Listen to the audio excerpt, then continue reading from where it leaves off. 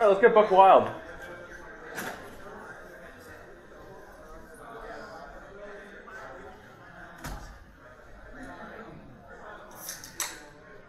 So just want to set some audience boundaries real quick.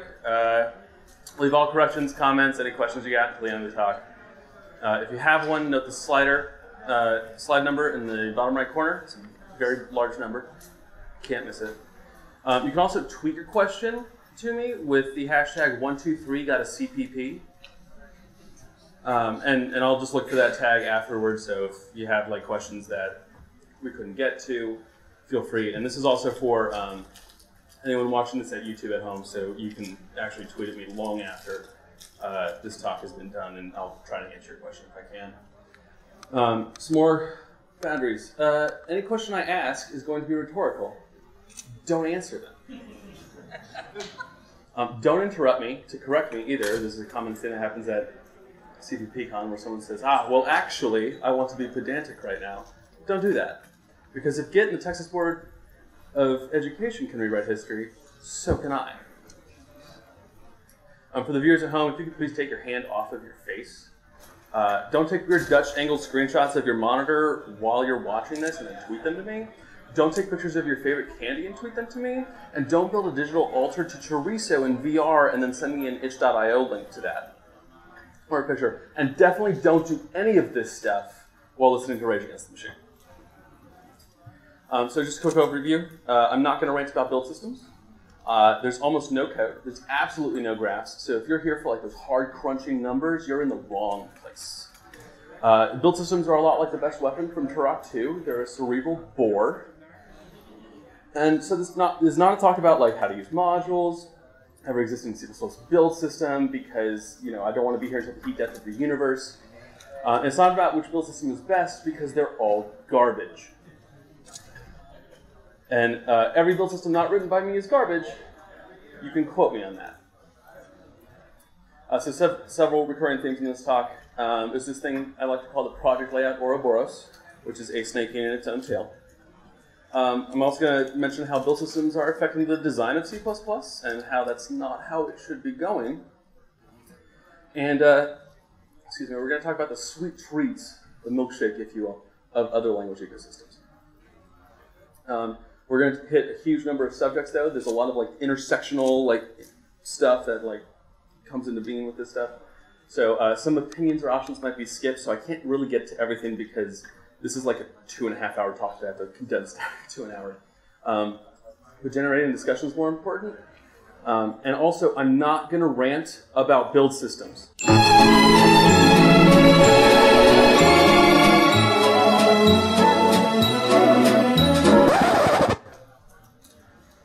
All right, so who in the Sam hell am I? Hello, I'm Izzy Muerte. I'm a C++ Bruja. I'm a build system trash goblin. A little bit about me, I'm self-taught. I care a lot about build systems. Because I taught myself to program by writing a build system. I don't recommend that you do this. You will be punished for your own hubris if you do. I like burritos a lot. Just a little tidbit. Anime was a mistake, and I watch it all the time. So that's my Twitter, that's my GitHub, and this talk is really about build systems. Hail Satan. All right, so a little bit of history. So in the beginning there was make, there's other stuff too, but there was make, right? And it was fine. If you've used like the original make, you're like, oh no, this was cool. Why did this get upgraded over the years? And the problem with modern make, there's quite a few. It's which one are you using? Because there's GNU make, there's BSD make, there's NMake, and by NMake I could mean AT&T's NMake, I could mean Microsoft's NMake, I could mean Nokia's old NMake. There's a lot of companies that like to name their thing NMake, and I don't know why. This complexity of make files, because like our builds get complex and you want to do things, and make is just a simple like task runner with dependency checking. It always leads to these configure scripts, so you end up having to write and maintain two systems. No one is satisfied with just make. And eventually everyone tries to reinvent it. Eventually, you've probably like seen like cake and bake and yake or whatever, something ending in AKE in some manner, right? And 99% of the time, they fail miserably. That other 1%, by the way, is Ninja. And it's like, I'm not Make, I'm my own original build system, Blake. How embarrassing. So Make's biggest problem, tabs, right? Obviously. Duh. It's like every episode of Mobile Fighter G Gundam. A mistake. My shell is calm, but this build system of mine is burning red, shiny Make file. Okay, so Make's actual biggest problem is that it assumes and expects a C-style compilation model because it was written for those types of tools back in the 60s, the 70s? I don't know. I was born in '89. I'm way younger than that. And so tools are written to be used with Make, and they mimic this approach, and it's usually a huge detriment to the tool itself. So let's get into the current C++ build ecosystem, because there's a lot here. So there's all the Make replacements: Ninja, Sconce, Bazel, Buck, Shake, which is written in Haskell and uses Haskell definition files. So if you don't know Haskell, you're not going to have a fun time, but it can execute Ninja files. There's also a Wu-Tang build system that's being worked on, but I will never reveal the Wu-Tang secret. So there's meta build systems, CMake. We all know CMake. We all know CMake. There's Meson, which is actually the least terrible. And actually, I made a tweet before this talk about how I was going to talk about how build systems are bad. And the author of that responded with challenge accepted. So that's going to be a fun conversation later. There's Premake, which is written in Lua, so we're not going to talk about it at all. And there's AutoTools. AutoTools. The Mitch McConnell of build systems. That man is a turtle wearing a human skin suit. All right. So like the problem with these meta build systems that we have is that they're typically undebuggable, right? They have this domain-specific language. That's what DSL stands for, by the way, if you're not familiar with that. TLA. TLA, by the way, is a three-letter acronym or a three-letter acronym. They assume you know what you're doing, and let's be honest, you don't. They're full with esotericism and black magic, which is fine if you're a witch like me, but if you are one, you're not going to work in tech, and you're certainly not going to touch CMake. And so the typical meta build system experience can be summed up, I think, with this image. Yelling intensifies. But then eventually we all learn to accept our fate, right? And we're just kind of call for help, but, you know, whatever. Dougie Jones. So just a quick overview of package managers. This talk isn't about package managers. That is a nightmare I don't want to talk about yet. But we've got Conan. They've been here. They gave a couple talks, I think. They're fairly well known. Spawned from B code, rest in peace. I like anything that uses Bs or hexagons, as you can tell from my massive tattoos. There's Hunter, which is CMake based, and that has a majority of upgrade issues because if you want to upgrade Hunter, you have to go through all of your dependencies that are using Hunter and upgrade it. And like I've heard some people say, you know what would solve this is if we had a package manager for CMake scripts, and that sounds like the worst idea in the world. There's also Build 2's V package. I didn't mention Build 2 earlier because it is also a package manager system. The author, which is here at the conference, and I've spoken with him face to face, so I feel like really intimidated about like shitting on his work. However, I think he does some things wrong, but that's because every build system does some things wrong, and we'll get into that in a bit. So the project layout Ouroboros, I mentioned this at the beginning of the talk. So I'll just give you an example. So you've written a build system, right? And it's good. It can build things. Because a lot of build systems out there can't build things. It's very strange. And it's like, congratulations, that's really hard, right? Like, it's difficult. I've done it twice, and I regret the decision both times. But you have a better chance of making a movie titled Steve Buscemi's Antifa Rodeo. Bash the fash, my fellow cowpokes. And so, like, you want to tell the world, right? So you're like, I'm going to post this on the C++ subreddit. What's the worst that can happen? Careful, Icarus. Because the first comment reads, I'm going to have to actually look at the computer for this because it's going to be a lot of text. It doesn't support my current project layout. I won't use it unless it does. Also, why is it written in language? Why isn't it written in a different language? Seems like a waste of an opportunity to get more people to work on it. There doesn't seem to be more than one developer working on it either, because you've been working on this on the weekends and when you have spare time. What assurance do I have that you won't drop support for this build system if something better comes along, or if you have a kid, or if you get a new job, or you just get tired, or you die? Right? That's actually one thing that people don't ever talk about with open source. Like, what happens when you die? What happens to the copyright of that project? Not part of this talk, just want to put that out there. This tool is bad, and you should feel bad. Everything you've ever done is garbage. No one will use this tool because no one is already using this tool. And you need users to get a build system off the ground, and you can't stop CMake because the community has chosen it as the best build system out of necessity. Not because CMake is good, but because everyone uses CMake, so you should just give up now. I do briefly want to say, this is paraphrased from a bunch of comments that people made when Meson was first announced on the C++ subreddit. Of course, 9/11 was an inside job. Obama turned my frogs gay. And this is someone who's never going to use your build system anyways. So it's like 3 days have gone by. Like, you're depressed, right? It's on the 5th page of the subreddit. Imposter syndrome is setting in. You're like, oh my god, I'm a fraud. Like, why did I spend so much time on this? This is the thing that happens. You put a project out, people shit on it, and then you feel like garbage afterwards. Unless you're, I don't know, like, you have a huge ego and you're like, nah, I got this. Right? But then you notice someone made a second comment. Because they're ready to troll you, but they also want to give like constructive feedback. Bounce on my boy's build system to this. 11 out of 7 will use again. This is posted by XXX420 Lone Wolf Builder 69 XXX. But this is good news, right? Someone used your build system and they aren't you.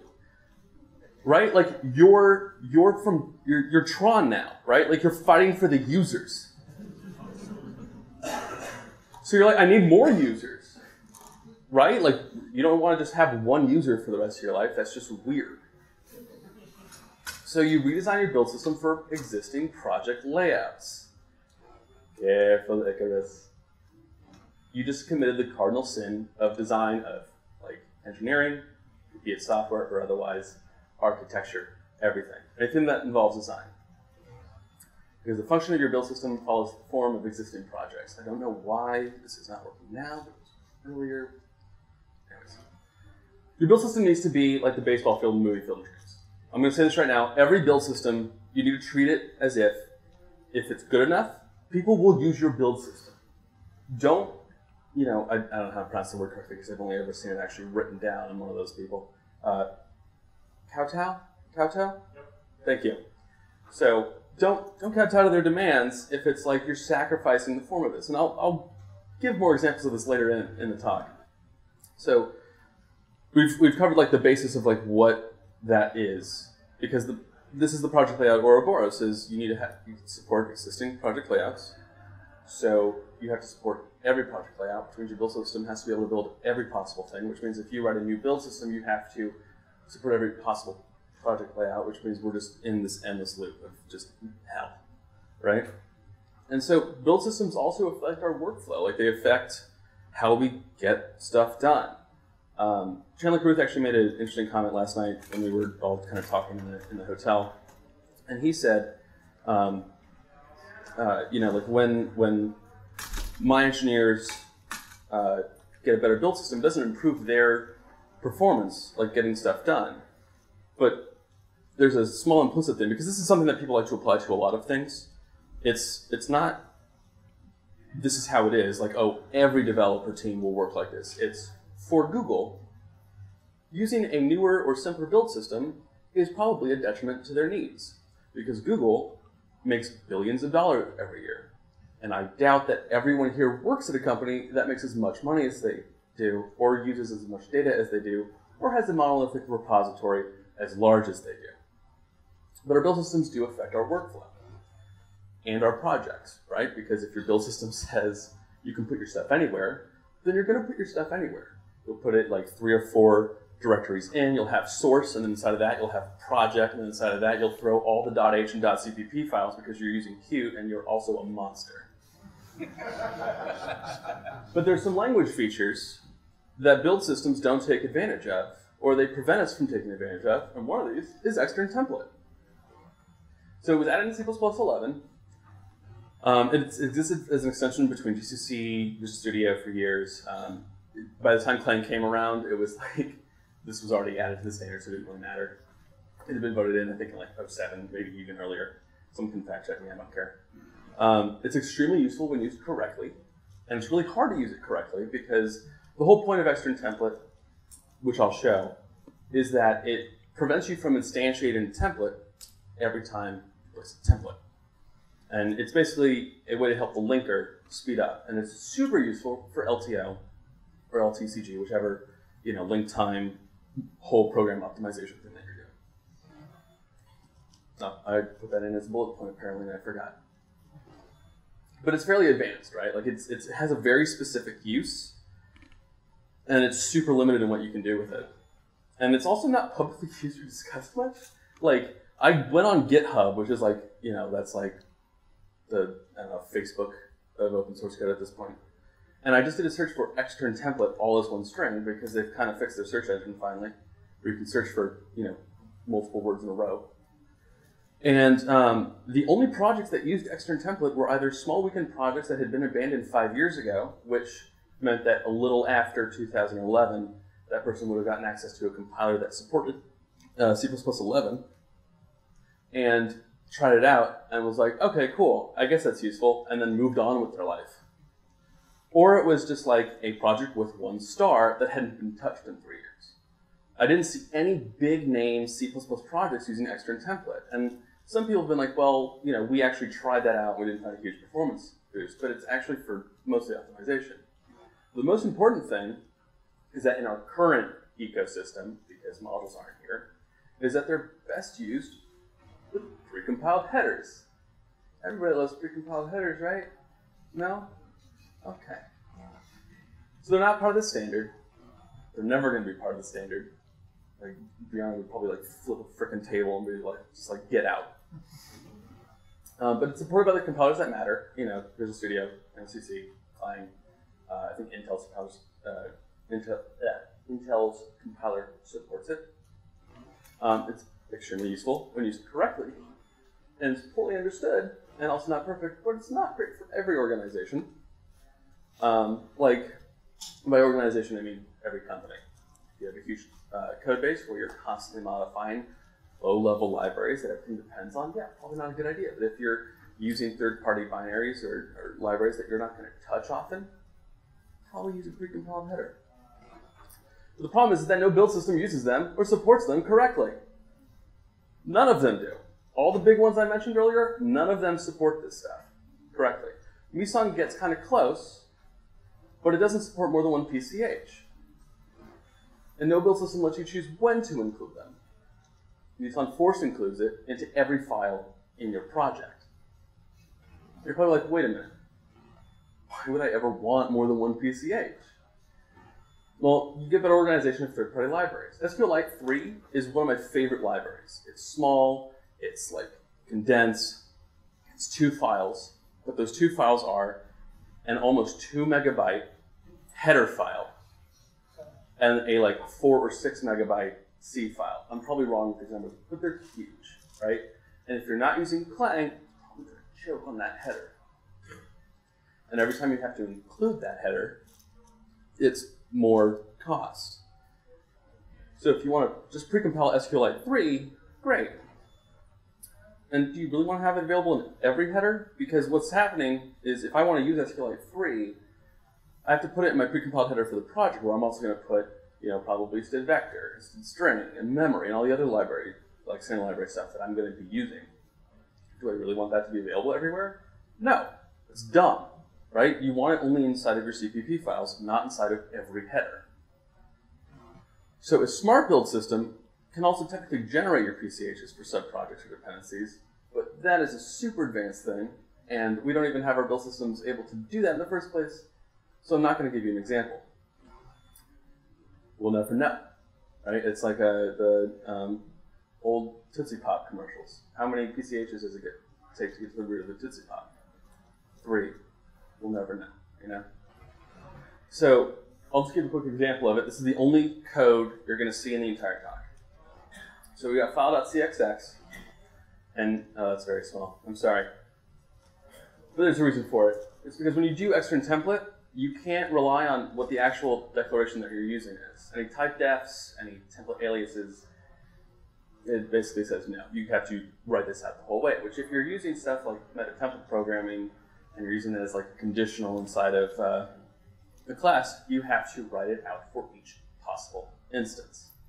This could be better, but no one wants to make it better, and honestly, people don't use it that much in the first place. Maybe if our build systems get better, they will, and we can improve this. But in file 2, we physically instantiate this template. So inside of file.cxx, this is for std string, by the way. In file.cxx, I say I'm going to be using std string. It's able to still check to make sure everything's kosher with its command line, with its function parameters and the type system and everything like that. But it doesn't actually generate any code in that C++ file. It's going to create a bunch of stub functions that say we don't know where this is. And this is actually like a more efficient way of doing inline functions effectively. What you're saying is, instead of saying here's 10 inline functions that are all the same, linker choose one and order this the best way, you're explicitly stating to the linker and to the compiler, this is the one instance that we want to use. And you do that by just removing extern from the front of the class.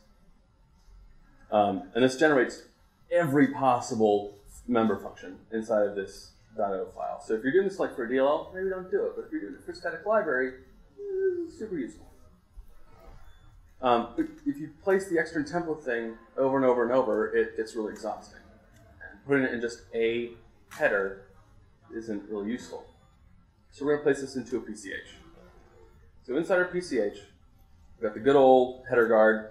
Pragma wants in there, so the people that complain about, like, oh, Pragma wants is faster, can just shut up. We include a bunch of standard headers, including CISO 646, because in this, the year of our Goku 2017, Visual Studio still does not permit and or and not as keywords by default, and they're defined in that header, which is technically against the standard. I'm not bitter. And then we have our extern template here, and we precompile this. Like we have a pch.cxx file, and we've placed the template class instantiation there. This works perfectly fine for Visual Studio, where you need to include your PCH into a C++ file so that it actually compiles it. And if you're using Clang or GCC, your code base doesn't really change, because if you're using GCC, Clang, and MSCC, you get the same behavior more or less on the command line parameters between all of them. For precompiled header, your .o file, everything's good. The problem is that if you want to start adding, there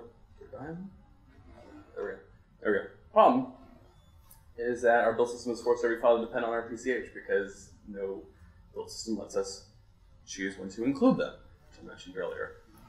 And any changes we make to add extern templates require changing this file. So we want to improve our linker time, so we have to modify this PCH. And we're constantly recompiling everything.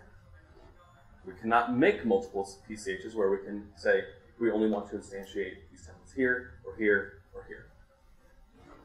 And so control's been taken away from us. And if there's one thing C++ programmers hate, it's being told what to do. There's a reason I was playing Rage Against the Machine before this talk started. And extern templates and this one PCH approach is a huge pain to use. So we don't use either. So I'm going to just switch targets real quick, because I just also want to remember, this is like, there's a lot of stuff here, and I need to get you all caught up to speed on like a lot of these problems. So we're going to get started with C++. Like you've got a brand new machine, or you're coming from another programming language and you want to get started with C++. Or maybe you've been writing C++ at work, you're on C++ 03, you don't really use it at home much, and you're like, I want to learn these new features, right? So this is the hill I'm going to die on. The massive fragmented ecosystem is what makes C++ the so-called experts language, right? This causes more pain and suffering than the actual language itself, I will argue, and die on the hill for. Because there are 7-year-olds writing and using C++. Sarah Chips is here at the conference, and she's given, I think she may have already given a talk on JewelBots tomorrow. Thank you. So there's a talk tomorrow talking about JewelBots, which she made for kids so that they could learn how to program and their children. and they are writing C++, using C++, and very recently I saw some of them giving a presentation on C++. So whenever I see comments on Reddit of like C++ is very hard and I don't get it, I get concerned. But it's because their ecosystem, these kids, their ecosystem's taking care of it for them. Like they don't have to worry about what compiler they're using. They don't have to worry about the IDE. They don't have to know anything about makefiles or CMake or any of that garbage that just pollutes everything. So here's an example. Let's get started with Haskell, right? I don't know Haskell. I don't care. But to get started with it, you download the latest version, you install it, and you can start writing Haskell right then and there, right? And if you need to use stuff, you can use Stack. It used to be Cabal, I guess. Don't know. To compile your code. I did a quick Google search, and this is how I found this stuff. And you can use it to manage your dependencies. So let's get started with Rust. Everybody knows Rust, right? There's Rust programmers here too. Rust is what made me want to write this talk. Like it made me depressed after this happened. You download the latest version with their tool called RustUp. You install it. This is all in one step, by the way. And you start writing Rust. And then you use Cargo to build your code and manage your dependencies. So let's get started with Python, which is a dynamic programming language, right? It's got to be different. Different steps, surely. Okay, you download the latest version, install it, start writing Python. Then you set up tools to compile your code. It's different. Because they also have pip to manage the dependencies. But setup tools is actually just a library that pip uses. Let's get started with Node. I think you all know where this is going, right? You download the latest version, you install it, start writing JavaScript. Or, if you just want to write JavaScript, you open your web browser and you start writing JavaScript. They do have a bit of a fragmentation issue at the moment, though, because you use NPM to compile your code. Say compile because the browser does it for you.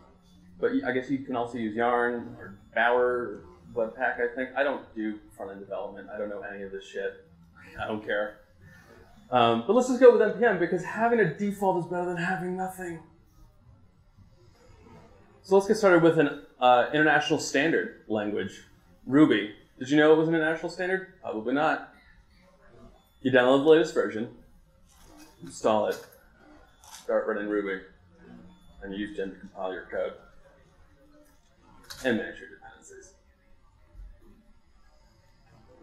I'm a broken human being when I see these slides. Like, I got really sad as I wrote them. I had to take a break for a few days to write these slides because I was like, holy crap, that's worse than I even imagined. Right? Because you all know what's coming. Every single person in this room is here because I write C++. And for you, the viewer at home, maybe you don't write C++, but if you do, you know what's coming. See you. Get your hand off of your face. I already told you. You can't stop this. Like, this talk has to continue, right? We can't just like be like, that's it, I'm out. Like, you can all leave, but I have to stay here and go through this. Let's get started with C++. What compiler do you want? Sorry, excuse me. What operating system are you on? Let's assume that you're on the most popular operating system. Haiku, I'm kidding, Windows.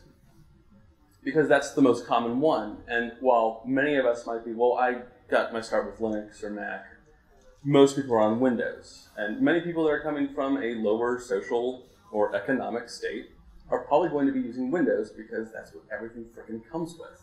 They can't afford Macs, and they don't know what Linux is or how to install it. So what compiler do you want? Well, if you spoke to Chandler Carruth or anyone else, really, I would also say start with Clang, right? So Clang for Windows has a problem because to use it, you have to have Visual Studio installed. And if you don't know how to install Visual Studio, you're going to have a rough time. The Clang install is really easy. You double-click it, it installs. Simple. Visual Studio, you have to sit there and wait for it. You have to choose between 3 editions, Community, Enterprise, or Professional. Not in that order, by the way, for the cost of each of their SKUs or whatever they're calling it over there. There's also a secret hidden 4th one, which is this Build Tools. That one's my favorite one because it doesn't install all the other garbage like .NET or the JavaScript stuff. I don't care about any of that. So we're going to go with GCC, right? But GCC on Windows is also a desecrated land of just like pain and suffering. So we've got the STL distribution from Stefan Lavalwade from Microsoft. He runs one on his website. That one's the best, but it comes with a lot of stuff. And if you get used to that stuff, you're not going to be able to move to other environments. There's also the problem, of course, that his choice of error handling and threads affects it. There's TDM GCC, which is always out of date. I put sometimes it's always been out of date. I went back and used the web archive thing. And then there's also a zip file in some random personal directory for the Minju W64 project. You're 3 or 4 directories deep until you find this thing. And then when you get there, you're presented with some options. What exception handling do you want? Do you want structured exception handling, which is what Studio uses? The GCC was able to reverse engineer, but then Clang had to also implement their own implementation because they don't want to have any GPL code in LLVM. Or do you want to have SJLJ? SJLJ, by the way, does not stand for Social Justice Lich Jezebel. That was a stretch of a joke, and I searched for hours on Google to find a word that could end with J. But we're going to go with SEH, let's say. SJLJ, by the way, is set jump, long jump. So basically, x86 style exceptions on Windows 64-bit. So what threading API do you want? Because there's Win32 and POSIX, which is positively as good as this pun. And so the problem is that if you use POSIX, right, it's going to be slower because POSIX is a wrapper on Windows. And if you use Win32, you can't use things like std future because they didn't implement it. I'm not going to implement it. Screw that. But all these decisions about how your Clang install will go, because when you install this, if you chose the wrong options, Clang won't build, because libstd C++ will have options disabled, or its error handling will work a different way than the devs expected. So you have to recompile Clang. We have any apps, like with standard library, which is going to be libc++, right? I hope you aren't going to be using Clang with libstd C++ on Windows. You're asking for trouble there. So you're like, okay, what build system do you want to use? Well, you go and you ask on Reddit, right? And you're like, what build system can I use for this stuff? And someone says CMake, and there's a comment underneath that says, ha ha ha ha ha. because you asked, is there something like Cargo for C++?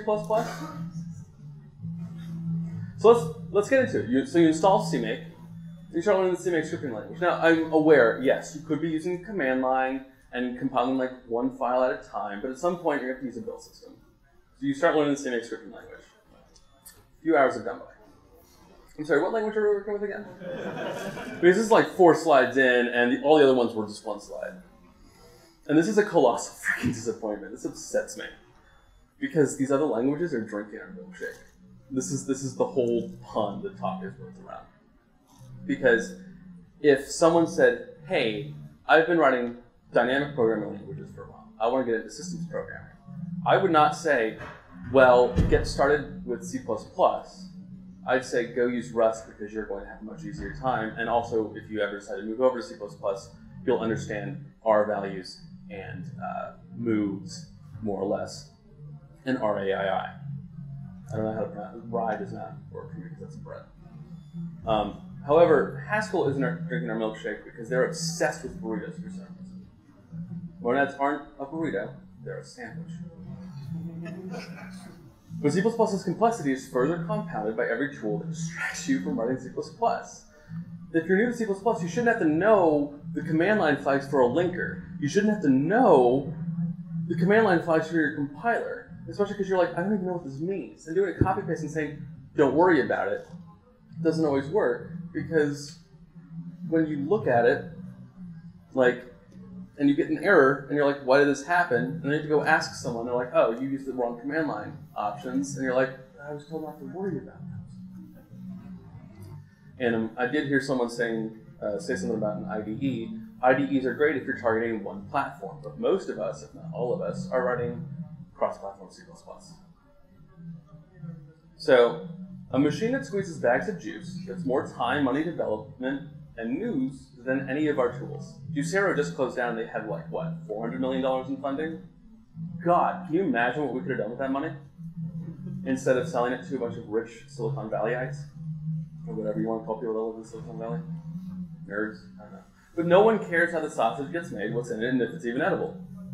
We're told to accept the state of things and focus on what really matters, right? Like if you went to your browser and you're like, I want to write a better build system for C++, they tell you to shut up and get back to work, right?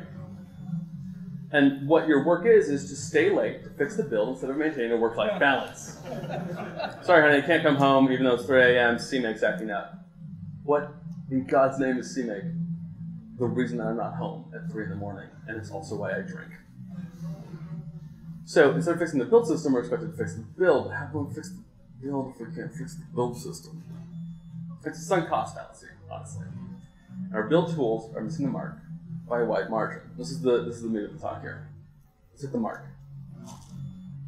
Fix the build system. So modules. Everyone's excited for modules, right? This is not a rhetorical question, but okay. So if people at YouTube can't hear this, there was like a groan of disappointment across the thing. That's probably because you know that as you've been looking at the modules test, where you're like, wait a minute. And we're going to be talking about modules as they are in the modules TS. They are a game changer. They change a lot of things, but not the way most people think. They're not a panacea. Panacea? Panacea? Thank you. I was going to make that cross itself out and say Panera Bread because I literally had never heard it said out loud. It's like, why? All right, why are these not that? Well, the build order is not automatically well defined yet. I had to put the yet there after I asked Gabby that question on the Girl Committee where I was like, we have to manually define the build order right now with the current implementation of modules that are out there. And his response was, well, we'll make the build systems understand that. And then didn't elaborate on it because John Call said 2 sentences only. But also, there's no hierarchy for these modules, right? And that's a huge problem. Python, guess what? There's a hierarchy. Rust, hierarchy. You'll notice I'm not saying hierarchical because it's really hard to say that multiple times in a sentence. Haskell, hierarchy. They didn't used to be. Someone told me that they were not in 1998, but it's 2017. That was 19 years ago. Ruby, hierarchy, sort of. C++, shrug emote. YOLO, you only link once. So let me give you just a brief example. By the way, I lied. There's more code. I forgot. So this is not valid syntax what I'm about to show because you can't actually say modules multiple times. But you'll notice these are the 5 modules that Visual Studio gives you. File system, threading, memory, regex, core. Core is literally everything that's not mentioned in this previous 4, which seems like a lot, right? And you're like, okay, std.filesystem, std.core. I'm coming from other languages, and the dot is used as a separator. Of course. I know what I'll do to get all of this. I'll import std. There is no std module. Everything you know is a lie. You flew too close to the sun, Icarus.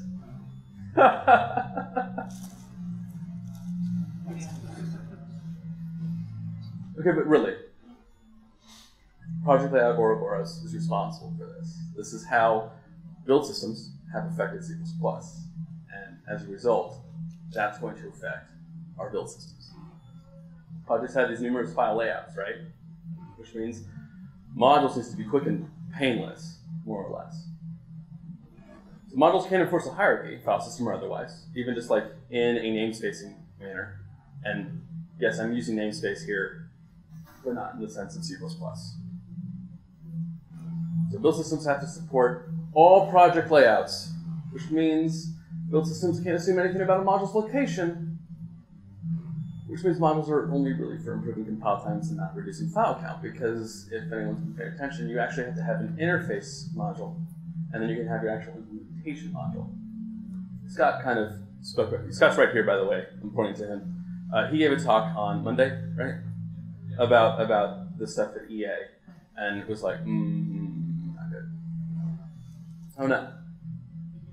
I should have checked the sizing here. Anyways, modules won't break the Ouroboros. But we do have this rare window of opportunity where we can fix our current build systems so that this won't be an issue later on.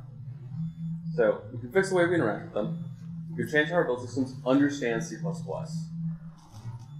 But it requires radical changes to our workflow and tools. And I'm not talking about a 360 indie nose bent off of your make files. I was really hoping people were going to actually laugh at that joke, but I spent a lot of time crafting that. I'm sorry. It's disappointed. What else is new? So we need to change the status quo. And the first way we do this is with data over directives. This is really important. If there's anything you take away from this talk, and you are a build system implementer, please do this. Build systems are designed by programmers, right? I would be very concerned if one wasn't designed by a programmer and it was designed by marketing or something. So, as a result of this, because programmers like to program, they make us so our build systems have to program.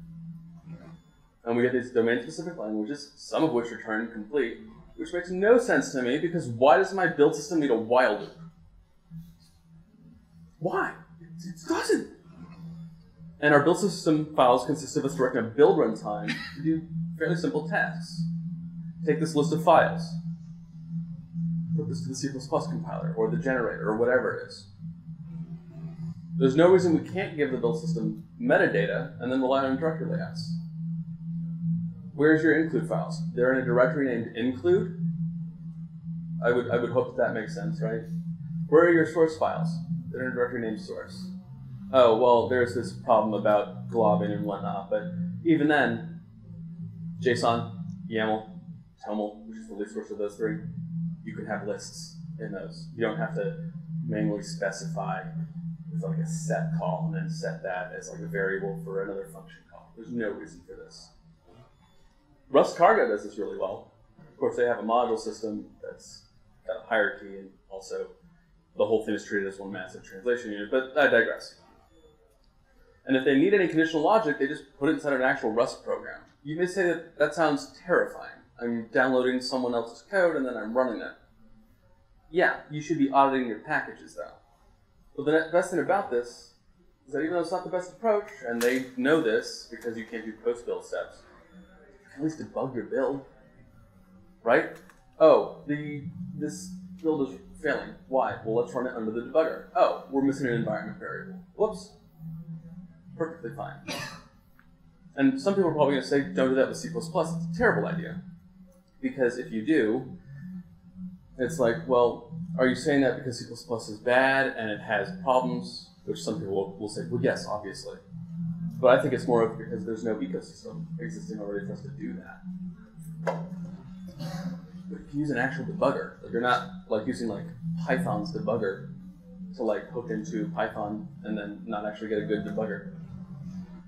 But using data definitions over a domain-specific language allows better tooling because if it has a specification, it means I can write a tool that's not connected to your stuff at all. If you have a metadata layout that's documented, I can parse these build files. I can do whatever the heck I want with them. Oh, we need to add some files? Great, I'll run this script that automatically knows how to add them to this file. Now, I don't have to open up a file and start editing it. We don't end up with these walled gardens anymore, right? If you use CMake, you have to use CMake. Calling out to another build system is a huge pain in the ass. Because if you've ever used external project add, you know that it's better to put that inside of a separate CMake file and then run CMake -p-e, someone help me out here, -s, I don't know. But you run it as a separate script, so it downloads everything first, and then builds it, and then your actual CMake gets run. It's a two-step process. Really shit. 15 minutes. So information about a build could be extracted without needing the build itself to run. So it also makes your nothing better tools, switching to them a lot easier. You can actually have an upgrade path. So this is a small suggestion. I feel like skipping it, honestly, but basically build systems want us to list stuff out. Some commit globbing, that's bad. It's very divisive though. List directories at the most, right? It is simple. Every major OS directory works the same. Item in the directory is updated. The directory's timestamp is also updated. So it doesn't walk up the tree recursively because that would be a bad idea. So we use a non-recursive glob in a directory. Check out the file names are the same. We don't actually have to check to see if the contents are the same. We just need to hash like a list of files. If they are, then you build the change files. If they don't match, regenerate the build. What about performance? Yeah, scanning directories can be slow, especially if you have like 100,000 of them, but why would you do that? Don't scan a directory if its timestamp is unchanged first. And also, which is slower? Editing a file that adds several files in a list and save it out, or letting a tool do that as like part of its runs like at most 5 seconds. No build system currently does the latter. I'd love to see some numbers, but you know. Yeah, well. But Globin ends up with a lot of these like what ifs, right? Like what if we have 100,000 files in a directory? What if we use 10 different file extensions for headers? What if we add and remove a bunch of files in a directory a lot? Why are you doing these things? Don't prevent corner cases. When people act weird, like don't stop them because you get these what ifs. What if a user pulls in a bunch of white space changes? What if a user touches every file in our build directory? What if a user has a monolithic repository and millions of files? If they have that, they probably have a compiler team to deal with that shit. And then there's that. It's like a slippery slope, right? Scons uses MD5 hashes of a file content to see if they've changed. That's super slow. Like what cost? Progress means nothing if speed is sacrificed. But they're protected against incorrect timestamp changes. Can't fool that. But this leads to more what ifs. You start doubting everything. Wait, if my file's timestamps have been compromised, then what if my compiler's been compromised? Trusting trust. You've ever read the paper? What if your meta build system's been compromised? Wouldn't be hard. Have you ever looked at the script files for CMake? What if your system maker ninja's been compromised? What if your Docker container's been compromised and this starts to escalate? What if the CIA is planning to kidnap you as you fly to Auckland from LAX on December 4th? What if Ted Cruz really is the Zodiac killer? Oh shit. So what if someone does have a corner case, right? Because your user interface isn't that great, make a better UI. They need to organize their code, change nothing. Small hack, once given, cannot be taken back. Your build system does not have to adapt to someone else's worldview. This is how we get project layout Ouroboros. And just because something exists doesn't mean they have to use it. This happens a lot in open source where someone's like, you need to make this change. And you're like, I don't want to. And they're like, how dare you, sir? This free tool you've given me. I demand more from you. It's ridiculous. These are the questions you need to ask. Will this corner case require form to come before function? Will this enforce the Ouroboros? You don't want to be part of the problem, trust me. Will this improve existing users? Not potential converts, people that don't exist yet. Will it improve their quality of life? And does it reduce the workflow overhead of users? So, demons, we're actually going to skip this. This isn't that important. And if you want to ask me about this, I will show these slides later. But basically, build systems shouldn't run as build systems in the background. They should run as generators in the background.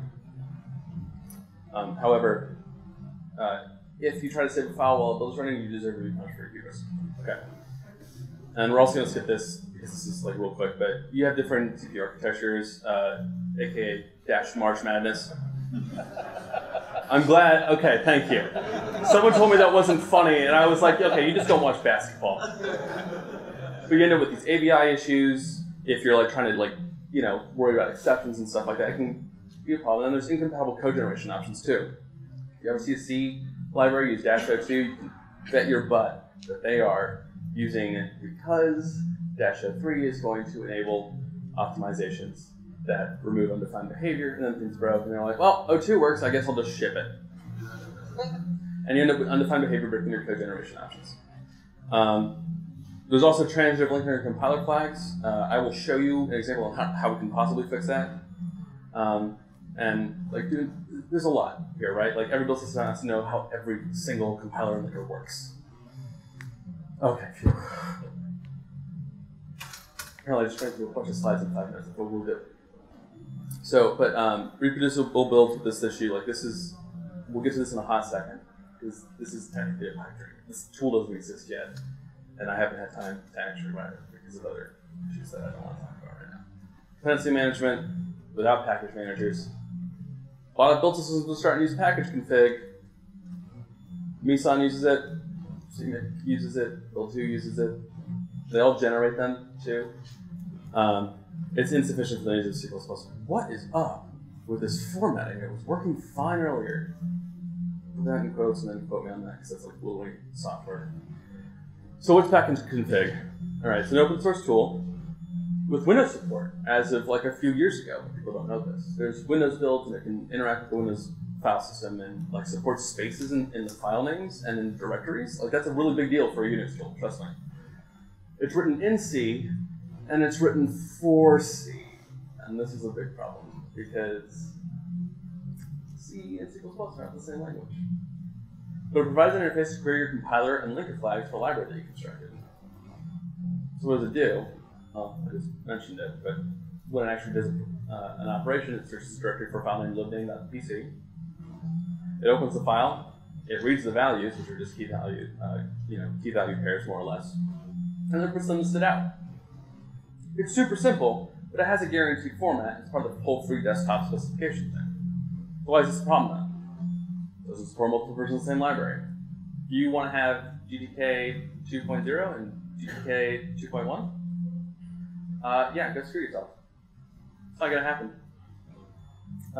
And if you want to have like a debug build and a release with exceptions and a release with debug symbols and without RTTI, all on the same system, nope, can't do it. There's no virtual environment path setting, so you can't say look in this specific directory for all of these files.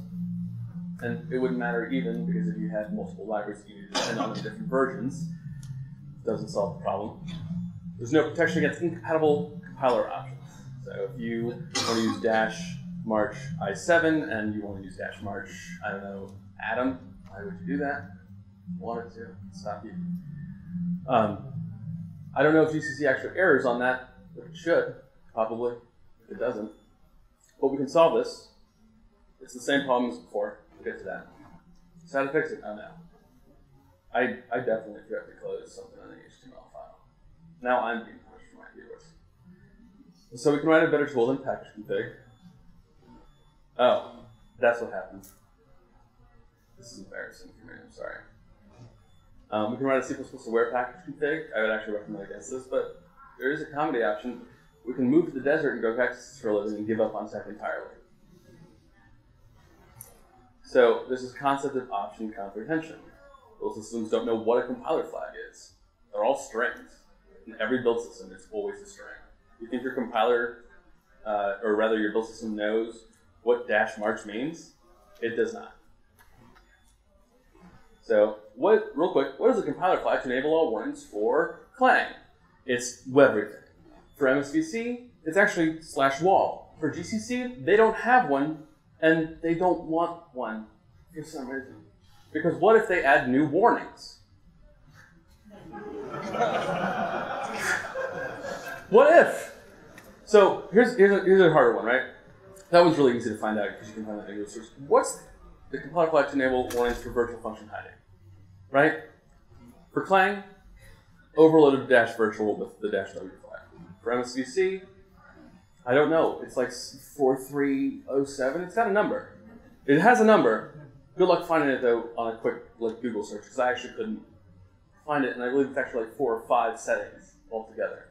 GCC is the same as Clang, but it works a little differently. This is the problem. Every build system must either comprehend every possible flag and provide semantic understanding for each option for each compiler it supports, or treat compiler and linker flags as strings and help the user know what they're doing, which you don't. I guarantee it, because it will always get messed up, and you'll be like, oh, why is our forgot it. Right. This isn't supported by this version of GCC. My bad. But the burden of incompatible options are the responsibility of the user. We're so close to one more than 5 minutes, please. So, how do you let the user know they built something with exceptions enabled and a dependency that has disabled them? You don't! There's no build system that does this. But we can solve this. And if anything, this is the easiest problem to solve. This is the pipe dream. We need a universal compiler interface. This sounds crazy, right? You're like, hold up. Compiler interface that wraps every other compiler? Yeah, okay.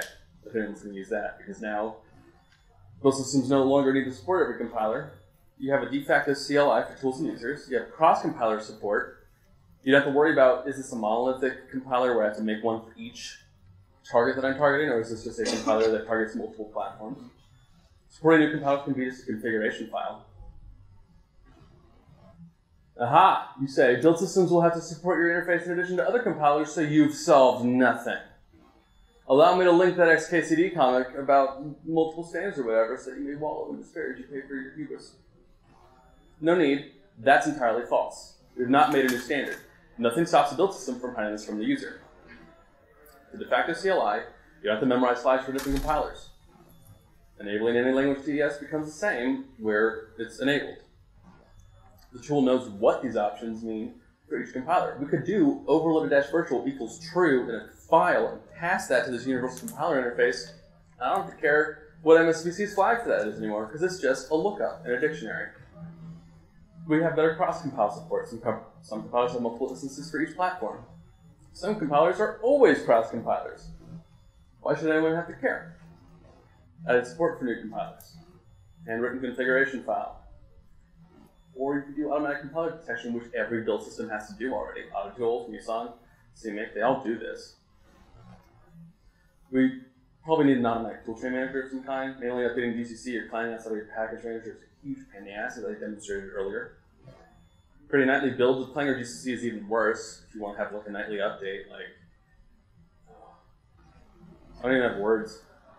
There's no reason we can't trust someone like Google or Facebook or Apple or Amazon or Microsoft or like Qualcomm. I don't care. Someone, anyone that we can like moderately trust to not screw this up. Which, all right, fine.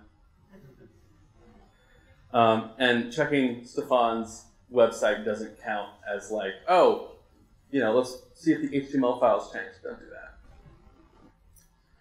So I don't have any suggestions for this other than don't make it bad.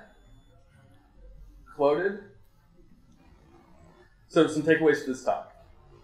Remember, build system's form must follow its function. Modules are for you, but not for your build system, at least the modules TS. Your user's hubris should punish them, and it's not your fault. It's like the Goodwill Hunting saying, it's not your fault, Will. It's not your fault. Our ecosystem is garbage, but we can make it much better. We just try a little hard. I did want to talk about an actual build system and package manager combo, but after Titus's talk yesterday, I wanted to reevaluate that, and I don't know, maybe there will be a sequel to this next year. So, we're at the end of the talk. I think we're almost out of time, actually. You know, tell me? Yeah, where are we at? 2 minutes? It's enough for one question. If you have it, please get behind the microphone. It's not a question, but okay. No questions? What's that? Yes. There is hope. What's that? What? It's in you. It was in you the whole time.